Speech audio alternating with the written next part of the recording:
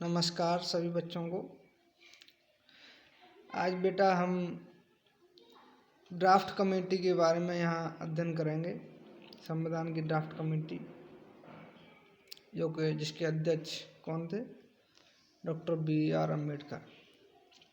देखिए draft committee पहला जो ड्राफ्ट था अगस्त 1947 में श्रीमान B.N. राव ने बनाया था। पहले ड्राफ्ट में 243 अनुच्छेद 13 अनुसूचियाँ थीं। उपरोक्त ड्राफ्ट का गहन अध्ययन करने तथा इसमें कुछ परिवर्तन करने के लिए 29 अगस्त 1947 को प्रारूप समिति बनाई गई। इसका गठन B.N. राव के ड्राफ्ट पर विचार करने के लिए किया गया था। देखिए जैसा कि इसमें मैंने बताया है कि पहला जो ड्राफ्ट था वो अगस्त 1947 में B.N. राव के द्वारा बनाया गया था।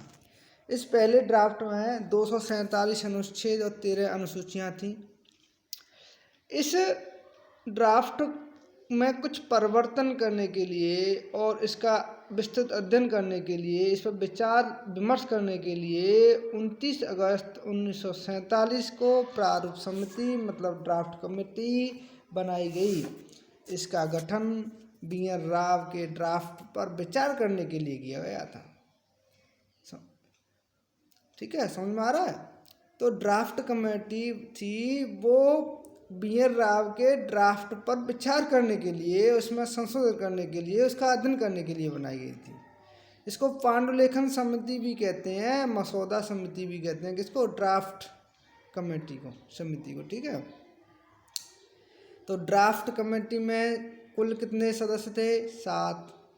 इसका जो रूपरेखा थी वो क्या थी कि एक इसका अध्यक्ष था और 6 इसके सदस्य थे।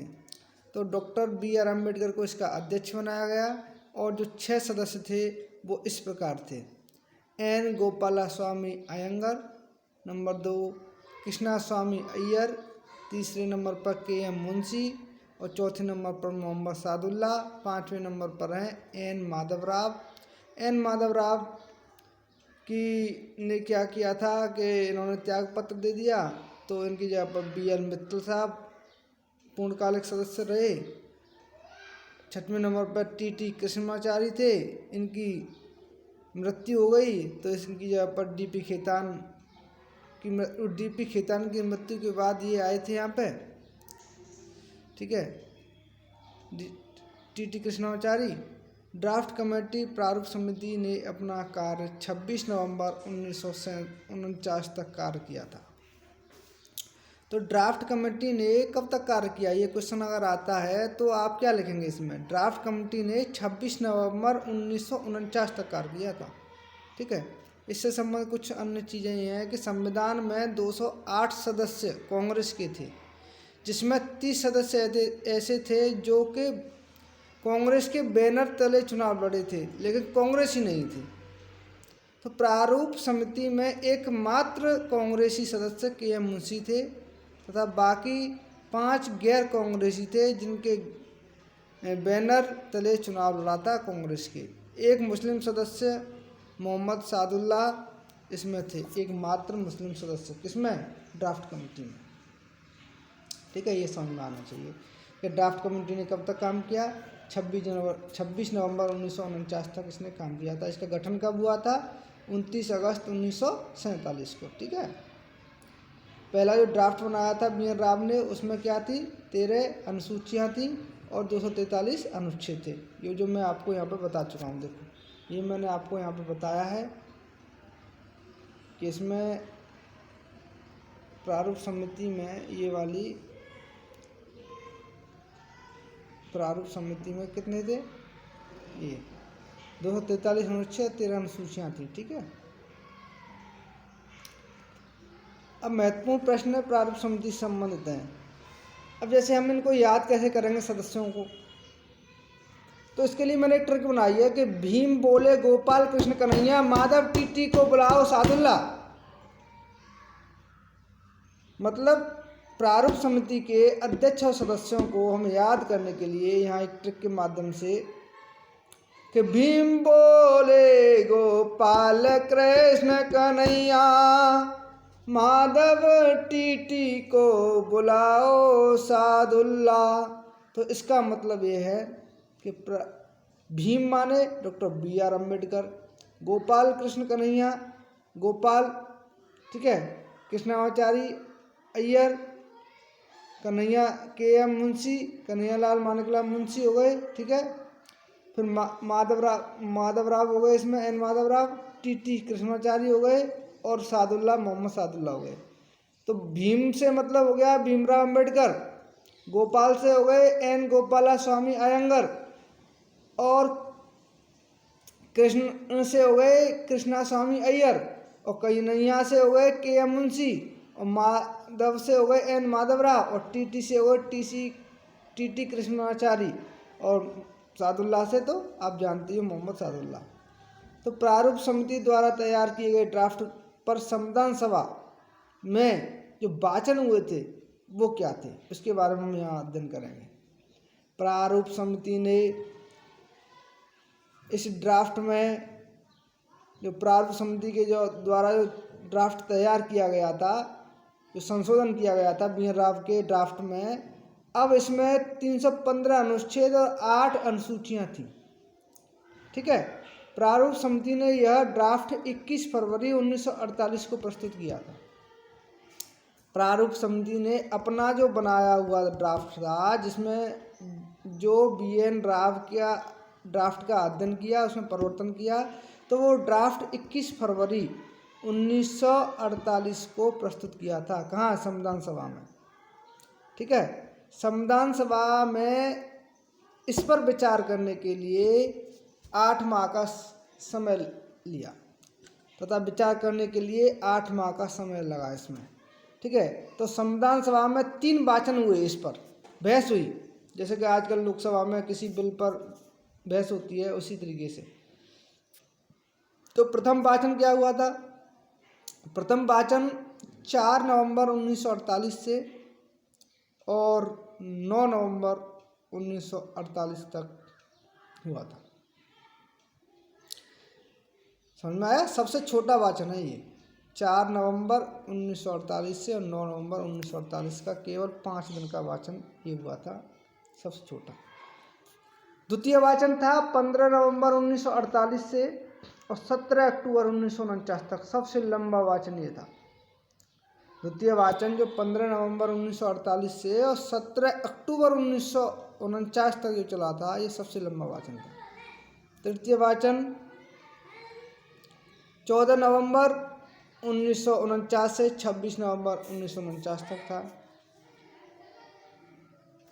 जो तृतीय वाचन था वो 14 नवंबर 1949 से 26 नवंबर 1949 तक था। ये 11वां अधिवेशन था। 26 नवंबर 1949 वाला जो दिन था वो 11वां अधिवेशन था। इसी अधिवेशन में ये लिखा गया था कि the constitution is settled by the assembly be passed, मतलब संविधान सभा के द्वारा संविधान को पास किया जा चुका है। ये अंतिम ड्राफ्ट का नाम था। संविधान सभा निर्माण कार्य संपन्न कब हुआ? 26 नवंबर 1949 को। इसी दिन आंशिक रूप से संविधान को लागू किया गया था। इसके अंतर्गत कुछ विशेष अनुच्छेद लागू किए गए थे। 26 नवंबर 1949 का महत्व हमारे संविधान में, हमारे भारत के इतिहास में क्या है, उसके बारे में यहाँ हम बात करेंगे कि 1929 में दिसंबर में लाहौर के कांग्रेस अधिवेशन में 26 नवंबर को स्वतंत्रता दिवस मनाने की बात की गई थी।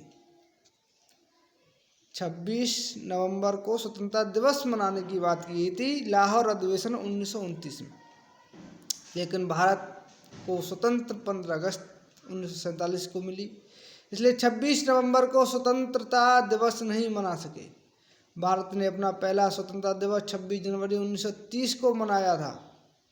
अपना स्वतंत्रता दिवस 26 जनवरी 1930 को मनाया था। हमारे संविधान निर्माताओं ने यह सोचा कि 26 जनवरी की महत्वता कम ना हो जाए, 26 जनवरी की महत्वता कम ना हो जाए, इसलिए कुछ अनुच्छेद 26 जनवरी को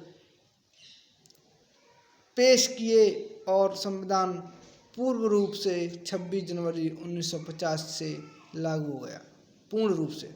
इस दिन 16 अनुच्छेद 26 नवंबर 1949 से ही जोड़े गए थे। अब 26 नवंबर 1949 को संविधान के कौन कौन से अनुच्छेद जोड़े गए थे वो ये है। 26 नवंबर 1949 को संविधान सभा ने संविधान को अंगीकार किया था। ये 11वीं बैठक थी। 26 जनवरी 1950 को संविधान लागू किया गया था पूर्ण रूप से।